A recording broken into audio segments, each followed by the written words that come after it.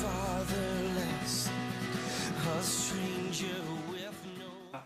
I met the Lord Jesus Christ in 2001, and that just transformed my life. As I began to read the Bible and to know God and to study, I realized that God was a father to the fatherless, like myself. It says in there that He's the defender of the orphan and the widow. God gave me a wonderful wife, Kathy, and together we have 3 children of our own. At the time we had just 2 children, Crystal and Karen. We felt moved to bring in an orphan child, an orphan into our home. It's a very emotional story. It moves me to tears many times. Joshua, our son, when his mother gave birth to him, put him in a plastic bag and threw him at a garbage dump.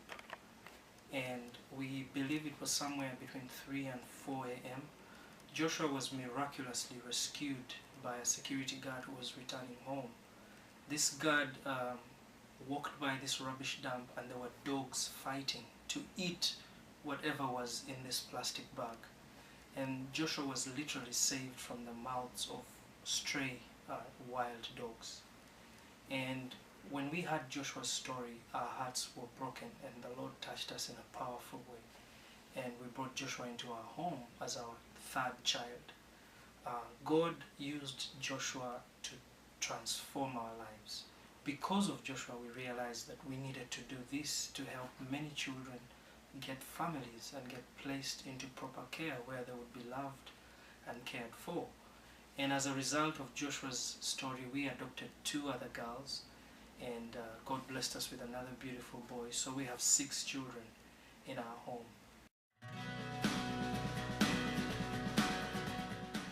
Well, I'm here in the States, and I am so excited to meet one of the children that has come from our baby's home.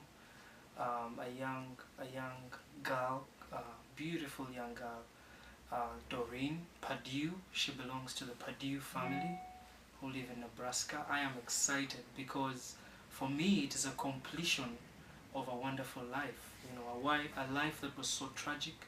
Doreen was found abandoned in a latrine in Uganda. That's a public toilet. And she came to the baby's home malnourished and sick, and we loved her and we cared for her. And because of the partnership that we have with Nightlight, Doreen was able to have a wonderful, loving family that lives here in America. And I'm excited about meeting her. She's the first child that I'm going to meet that was adopted out of our baby's home.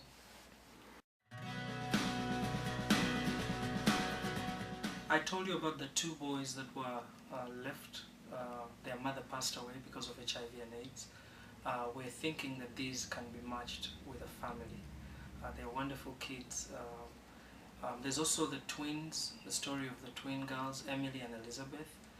Because of the wonderful work that our social workers do, we were able to find the father of these twins, and he's requested us to place them for adoption. So I know that even Emily and Elizabeth, beautiful baby girls, will soon be adopted.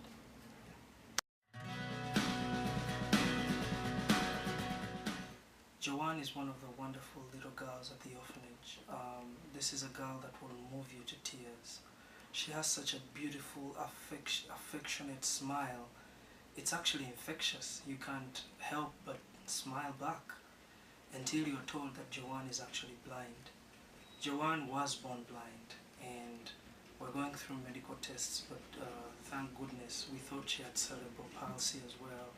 A beautiful life, a wonderful little girl who touches our hearts so deeply.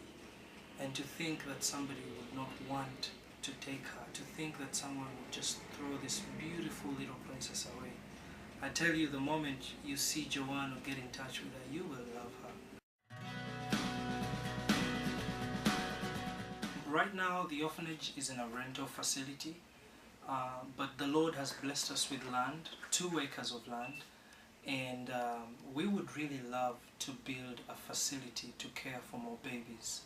And this facility would be the baby's home with a small kindergarten, a play area, and a medical unit that would be able to serve not only the babies at this baby's home, but also the surrounding community, because issues of health, immunization, nutrition are always areas that we could be of help to other people as well.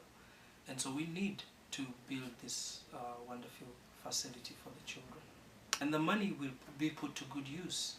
The Bible teaches us to be faithful in the little, that we would be able to manage much. I believe in many ways we have been faithful with the little that we have, and that we are able to manage a lot because of that. There's so many ways that one can be of help.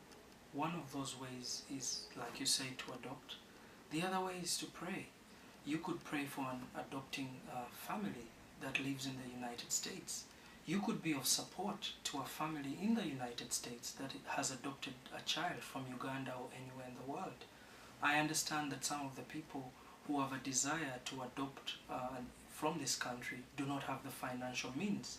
You could consider being of help financially to a family here in the state. You could consider coming to Uganda to help us build a children's home. Donate to the Uganda program, donate to Nightlight directly, because again, all this goes towards helping the children that need to be in families and to be adopted. Into marvelous light, I'm running out of darkness, out of shame.